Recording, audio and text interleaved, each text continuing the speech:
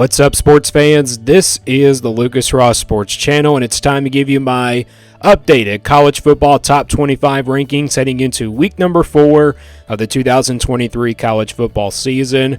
Week number 3 was a pretty quiet weekend. We didn't have a whole lot of big-time games. We didn't have any top 25 versus top 25 matchups. But over the weekend, we saw some games where we saw top 25 teams almost lose over the weekend.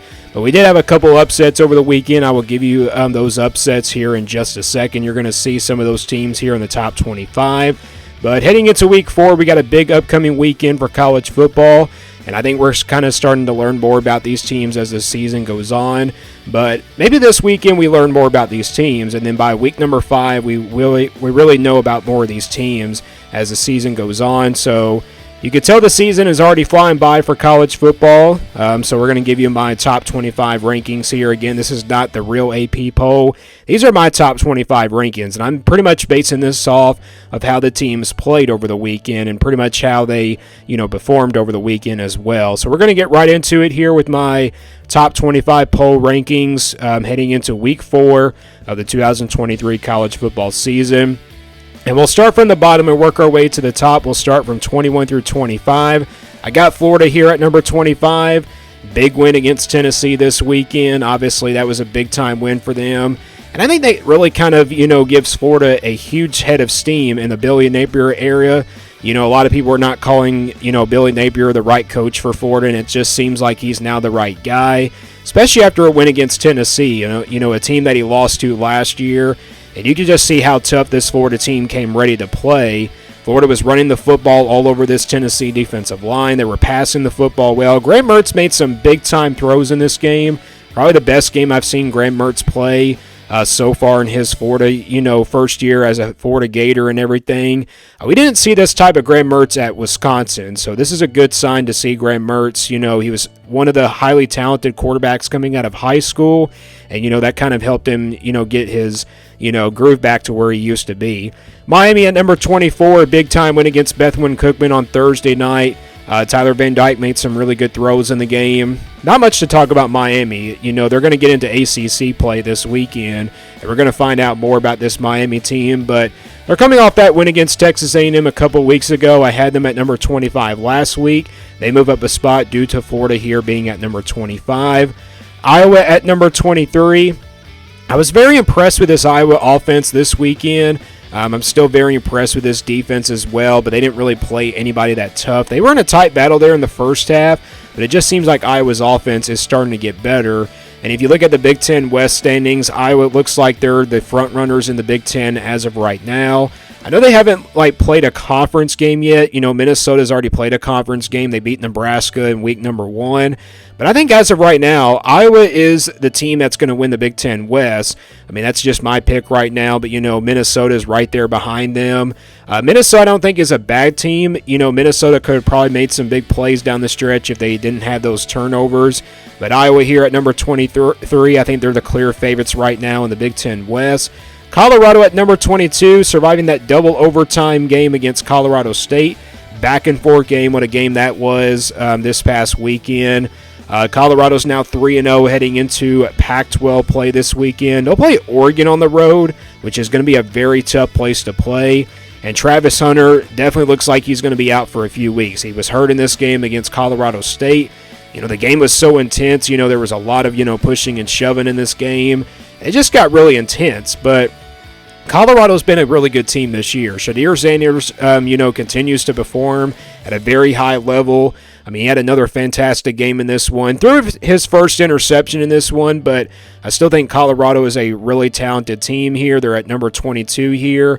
And the game against Oregon on the road is going to kind of determine if they are a Pac-12 dark horse contender. So we'll see how they do in that first game of the Pac-12. But again, Travis Hunter is hurt, so if he's hurt for the rest of the year, that's going to be a huge loss to Colorado. That will be a kind of a concern for them. But Duke here at number 21. Very impressive win against Northwestern this weekend. I was very impressed on both sides of the football for this Duke team. Northwestern isn't that really good of a team, so there's not really much to talk about Duke. But, they have that top 25, that top 10 win against Clemson. The reason why I got Duke and Colorado ahead of Iowa is because they have the better wins than Iowa. So And I think Duke has the better win than Colorado. They did defeat TCU, in that first game of the season. I think Duke has the better win, and Clemson was a top 10 team by that time, so Duke here at number 21. Those are my rankings from 21 through 25. All right, 16 through 20, I got Oregon State here at number 20. I was not very impressed with this team's performance against San Diego State. It could have been a better performance for the Beavers, but I think this is still a really good team. I think they're really good at running the football. They just got to do that when they get into Pac-12 play. North Carolina at number 19. This is a very good offense, but, we saw the same mistakes a little bit for North Carolina in the offense. Drake May threw a couple picks in this game. It just seems like he's not really, living up to the hype just yet. I think he's going to get better down the stretch, but North Carolina, their defense stepped up in this game against the Minnesota offense. And I just mentioned Minnesota doesn't have a great offense, but they do have a great defense. But North Carolina's defense was the main reason why they won this game. And North Carolina is here at number 19. Oklahoma at number 18. Been very impressed with this Oklahoma defense, in the first 3 weeks of the season, coming off that big win against Tulsa this weekend. Dylan Gabriel looks like he's one of the top quarterbacks in the Big 12 right now, maybe besides Quinn Ewers from Texas. But again, Oklahoma just looks like a really, really good team so far. Tennessee at number 17, I dropped them from 13 to 17 here. They lost to Florida this weekend. A lot of Tennessee fans think that Joe Milton is not the right quarterback for this Tennessee team. I think I have to learn more from Joe Milton in order if he's not the right guy or not for this Tennessee team. But Tennessee had, really a lot of chances to win this game. They could have probably gone more faster on offense, but the wide receivers are pretty young for Tennessee. If they didn't lose probably Jalen Hyatt or Cedric Tillman, that probably would have helped Tennessee out a little bit on the wide receiver position. But again, Tennessee's defense just really could not play in this game. And, it's a very tough place to play at the Swamp. So I think that's why Tennessee just could not handle the crowd. And it was their first true road game of the season, so Tennessee loses there on the Swamp to Florida, and the streak continues now to about 20 years now that Tennessee has lost now to Florida in the Swamp. Washington State at number 16, been very impressed with them in the first few weeks. I put Washington State here ahead of Tennessee because they have that top 25 win over Wisconsin, and I think Washington State would beat Tennessee just based off of the performance that Tennessee had against Florida here. So Washington State here at number 16, and these are my rankings from 16 through 20. All right, 11 through 15, I got Alabama at number 15. Not a very good performance against South Florida. This team looks like they're not going to be really good this year. I think Alabama's just got a lot of question marks and a lot of issues right now on both sides of the football. Not defensively. They got a great defense, but offensively, Alabama, they have some quarterback issues. They started a new quarterback in this game. It was like the transfer, I believe, from Notre Dame that started this game, and then they brought in their 5-star freshman. That just kind of shocked me. Alabama's got quarterback issues right now. And, that was kind of my concern going into the season for Alabama was the quarterback situation. It just seems like Alabama's just got that, they don't have that kind of quarterback this year like they used to. Bryce Young led them for the last 2 years, and then now it seems like Alabama just doesn't have that same kind of quarterback as they used to. So Alabama, a very disappointing, game against South Florida. Yes, the game was raining. It was obviously a sloppy, muddy game a little bit, but, Alabama just could have performed really much better. So they were at number 11 for me last week. I dropped them down to number 15 here. So Alabama at number 15, and then Ole Miss at number 14. Ole Miss, I was very impressed with their performance against Georgia Tech.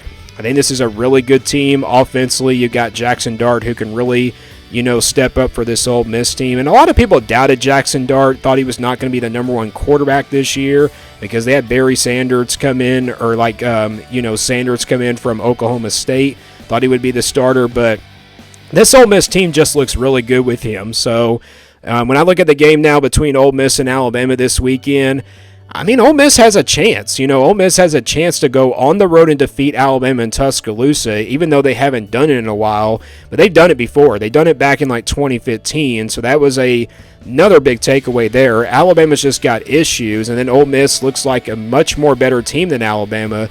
But we're going to find out this Saturday if Ole Miss can beat Alabama. I think Alabama has a great defense to stop this Ole Miss, offense from scoring a lot of points. it's just going to come down to that Ole Miss defense to stop the Alabama offense. And then Oregon here at number 13. Big win in their game against a non-conference team. Not much to talk about them. They'll play Colorado this weekend, have their first real tough test. But, Colorado, it's kind of hard to say if they'll compete in this game or not against Oregon. We'll find out, though, this weekend. Clemson at number 12 for me. They had that loss to Duke a couple weeks ago, but it seems like now they're kind of getting better as a team now, and it seems like they're kind of starting to where they are getting back to where they used to be. But Clemson will play Florida State this weekend. And now when I look at that game, Florida State did not perform well against Boston College. I think Florida State was just not focused on Boston College, and maybe Clemson, or actually, Florida State was just focused on Clemson, a week early and stuff. I think it goes back to, the offseason. I did pick Clemson to win this game. Now I'm thinking that Clemson is going to win this game again. Clemson might have a really good opportunity to beat Florida State in this game. I don't think offensively, I think it will be a concern for Clemson. I think, defensively for Clemson, they're going to have to make stops in the game against Florida State, so we'll see how they do there. But they move up here in the top 25 just based off of how Alabama and Tennessee lost, or actually Alabama played, and obviously how Tennessee lost to Florida. But Clemson here at number 12. Utah at number 11, still no Cam Rising in the first 3 weeks of the season. Now they're heading into Pac-12 play. They're playing against UCLA this weekend. That's going to be a big-time game there. And that's going to kind of determine if Utah is still the same Utah team that we saw from the Pac-12 last year, or if they're not the same team as they were from last year. So Utah here at number 11, again, still without Cam Rising, but we'll see if they'll get better down the stretch. All right, those are my rankings from 11 through 15. Moving on to 6 through 10, I haven't made a change here from 6 through 10. I got Notre Dame here at number 10, Washington at number 9, USC at number 8, Penn State at number 7, and then LSU at number 6. Notre Dame, once again, scoring a lot of points in their game against Central Michigan. They started out slow in that game, but they will get ready for Ohio State this weekend. Big-time game this weekend against the Buckeyes. We're going to find out if Notre Dame is a playoff contender or if they're not going to be a playoff contender, but I guarantee Notre Dame's going to really compete in that game. So, again, Notre Dame's played a lot of games so far in the season. Maybe they have a really good chance to be the more experienced of a team that has played more games than Ohio State. But I think it's going to be a very, very tough game. Notre Dame 4-0 on the season. Washington at number 9, very impressed with their performance against Michigan State. They just absolutely dominated the Spartans. Michigan State was without Mel Tucker in that game. And remember my upset alert video from last week? I said that game was not going to be really even close now just due to Mel Tucker's suspension and everything. And I was exactly correct on that. Washington just absolutely dominated the game from the start to finish. And it was just not a really close game at all. So Washington here, they continue to be explosive on offense. They're number 9 here. They haven't really moved up yet because they haven't played like a tough team yet. USC at number 8, they had a bye week, so not much to talk about USC. Penn State at number 7, a very impressive win on the road at Illinois. It was a really tight game in the first half, but Penn State kind of forced the turnovers in the second half, and that was enough for allowing them to pull it away. So Penn State here, I think this is a team that can still challenge Ohio State and Michigan in the Big Ten East. But as we get into, conference plays, it's going to be kind of tough to see where these teams will be at as we head into conference play. LSU at number 6, coming off a big-time win on the road at Mississippi State. That game was a blowout. A lot of people kind of expected Mississippi State to pull off an upset, but the LSU defense was just everywhere. LSU's defense made plenty of stops in this game. Offense looked really good. Jaden Daniels started out really strong in this game. I believe he was like 12 for 12 to begin the game. But LSU just had a great performance. They are, looking back at that Florida State game, saying that we have to really get things going. And it goes back to last year. Remember, they lost the season opener to Florida State, and then they started to get better as the season goes on. So LSU, based off of, their performance, I think they could probably beat Alabama. And, probably, all these other teams in the SEC. The only team that they probably have to worry about is Ole Miss.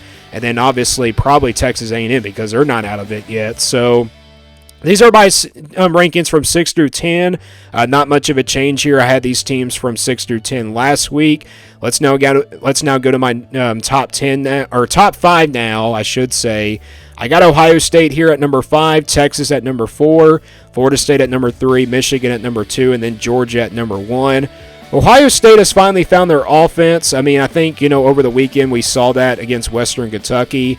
I know Western Kentucky is not a really good, tough competition, but a lot of people predicted that Western Kentucky would beat Ohio State on the road in Columbia, which I think it was really impossible for Western Kentucky to do that. The only big concern I had for Ohio State in that game was definitely the offense. I mean, the offense just had to score a lot of points in this game, and that's exactly what they did. Ohio State finally found their offense in this game. Now going into the game against Notre Dame, it could be a very, very interesting matchup. Remember in the first couple weeks, I said Notre Dame was probably going to win it. Probably, a lot bigger than I expected it. But back in my preseason prediction, I did predict Notre Dame to win it. But, I just don't know if, Notre Dame's going to win it now because Ohio State seems like they found their offense. But again, it could really shake things up here this weekend when they head on the road to play Notre Dame. So, I mean, we're kind of expecting a very tough game, very tough environment. But Ohio State found their offense in this game. The wide receivers made plays, and obviously, Marvin Harrison, one of the top wide receivers in the country. And Kyle McCord definitely looks so much better compared to the first couple weeks. So, Ohio State here at number 5. Texas, number 4, very sluggish start against Wyoming, but they pulled away in the second half, so not much to talk about Texas. They still have that win against Alabama at on the road and everything. Florida State at number 3, very close game against Boston College. A lot of people did not expect to see this coming. Florida State, a lot of fans thought Florida State would go in there and pretty much blow Boston College out. Maybe Florida State was not focused in this game. Maybe they were focused on Clemson the next week, which they will get them this weekend. I think that game is going to be really close now. I know Clemson had a terrible performance against Duke in that week 1. But when I look at that game now, Florida State and Clemson are going to be really close. And plus the game's on the road for the Seminoles. It's in Death Valley. Going to be a very tough place to play. We'll see how Florida State does. Michigan at number 2, they still haven't found their offense yet. Jim Harbaugh's coming back, though, this weekend, so maybe the offense will start to shake things up a little bit. And then Georgia here at number 1. They were down 14-3 in the first half to South Carolina. But again, it goes back to last year. Georgia starting slow in the first half of the season, and then second half they just start to step up. And Georgia did step up in that second half. Defense played better. Carson Beck, I believe that's his name, played so much better in this second half. And, also the Georgia offense just continued to pound on this defense. South Carolina had a great opportunity to win this game, but it just seemed like the team just ran out of steam and also out of gas in this game. So Georgia here, they still remain undefeated. Again, I probably would have changed the top 5 here. I probably would have put Ohio State, ahead of, Texas and everything. But again, we have to see Ohio State play a really good team first. And plus, Texas has got that win over Alabama, which the reason why they're here at number 4. Florida State still got that win against LSU, so that's the reason why they're here at number 3. I know Michigan and Georgia haven't played anybody that tough, but we still have a long way to go to learn more about these teams a little bit. So these are my top 5: Georgia, Michigan, Florida State, Texas, and Ohio State. And those are my top 25 rankings heading into week number 4 of the 2023 college football season. Again, we got some big-time games coming up this weekend. I think week number 4 is going to be a pretty exciting weekend. We'll find out what happens. And stay tuned here for more sports content videos on my Lucas Ross Sports Channel.